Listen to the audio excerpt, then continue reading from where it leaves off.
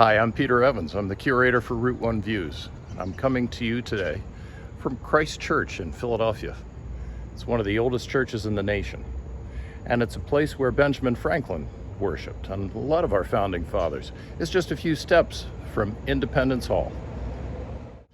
Why am I here, you might ask? Well, it's History Month on Route1Views. Consider the 200-mile section between Boston and New York. Parts of it have been traveled for more than 10,000 years, first as animal traces and Native American trails. European colonists adopted the trails for the King's Road, later called the Boston Post Road, where mail and newspaper communication helped to stoke the American Revolution. It was where the Industrial Revolution began in Pawtucket, Rhode Island, 20 years after the revolt against the British began. It was where Thomas Edison had his workshop. It ran past Times Square and through the Holland Tunnel.